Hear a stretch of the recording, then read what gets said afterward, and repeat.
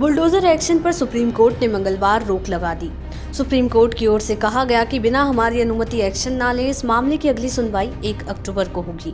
Supreme court ने हालांकि ये भी कहा कि ये निर्देश अवैध निर्माण पर लागू नहीं होगा। साथ ही सभी पक्षों को सुनकर जल्द दिशा निर्देश जारी किए जाएंगे।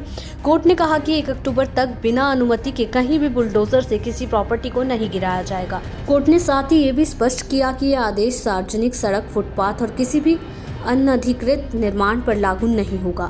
वहीं इससे पहले हुई सुनवाई के दौरान भी सुप्रीम कोर्ट की ओर से बुलडोजर एक्शन पर सवाल खड़े किए गए थे और कल हुई सुनवाई के दौरान सुप्रीम कोर्ट ने राज्य को निर्देश देते हुए कहा कि बुलडोजर जस्टिस का महिमा मंडल बंद होना चाहिए। कानूनी प्रक्रिया के तहत ही अतिक्रमण हटाएं। इससे पहले भी सुनवाई के दौरान सुप्रीम कोर्ट ने बुलडोजर जस्टिस पर कड़ी टिप्पणी की थी। आपको बता दें कि कोर्ट ने कहा था कि सरकारी अधिकारियों का ऐसा करना देश के कानून को ध्वस्त करने जैसा है। सर्वोच्च अदालत की ओर से कहा गया कि अपराध में शामिल होना किसी की संपत्ति को ढहाने का आधार नहीं हो सकता है। आरोपी का दोष बनता है या नहीं, ये तय करना कोर्ट का काम है। 2 सितंबर को भी सुप्रीम कोर्ट ने कुछ ऐसी ही टिप्पणी की थी और बुलडोजर एक्शन रोकने के लिए दिशा निर्देश बनाने की बात कही थी।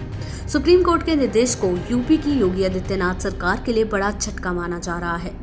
बुलडोजर बाबा के नाम से मशहूर हुए यूपी के मुख्यमंत्री योगी आदित्यनाथ की सरकार की ओर से सूबे में बुलडोजर एक्शन के खिलाफ जमीयत उलेमा ए हिंद ने सुप्रीम कोर्ट में याचिका लगाई थी। वहीं जस्टिस BR गवई और जस्टिस KV विश्वनाथन की बेंच का ये निर्देश अलग अलग राज्य सरकारों की ओर से दंडात्मक उपाय के तौर पर आरोपी व्यक्तियों की इमारतों को ध्वस्त करने की कार्रवाई के खिलाफ लगी याचिका पर दिया। सुप्रीम कोर्ट ने निर्देश देते हुए कहा कि 1 अक्टूबर तक बिना हमारी अनुमति के देश में कहीं पर भी बुलडोजर एक्शन नहीं होगा।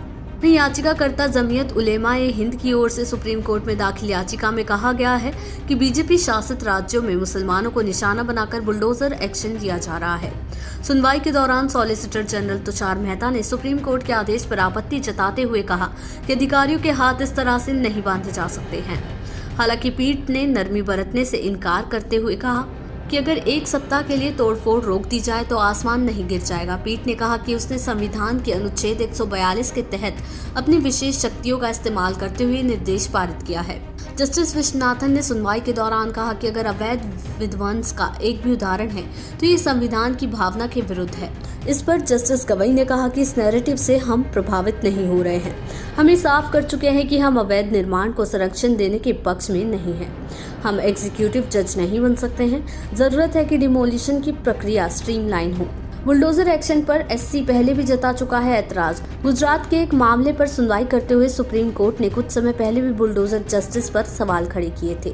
जस्टिस ऋषिकेश रॉय, जस्टिस सुधांशु धुलिया और जस्टिस SBN भट्टी की पीठ ने कहा था कि किसी शख्स के किसी केस में महज आरोपी होने के चलते उसके घर पर बुलडोजर नहीं चलाया जा सकता। आरोपी का दोष बनता है या नहीं, यानी क्या उसने यह अपराध किया है, ये तय करना कोर्ट का काम है, सरकार का नहीं। सुप्रीम कोर्ट ने कहा था कि कानून के शासन वाले इस देश में किसी शख्स की गलती की सजा उसके परिजनों को ऐसी कार्रवाई करके या उसके घर को ढाकर नहीं दी जा सकती। कोर्ट इस तरह की बुलडोजर कार्रवाई को नजरअंदाज नहीं कर सकता। ऐसी कार्रवाई को होने देना कानून के शासन पर ही बुलडोजर चलाने जैसा होगा। अपराध में कथित संलिप्तता किसी संपत्ति को ध्वस्त करने का आधार नहीं है। देश दुनिया की ऐसी ही तमाम खबरों के लिए देखते रहें समय डिजिटल।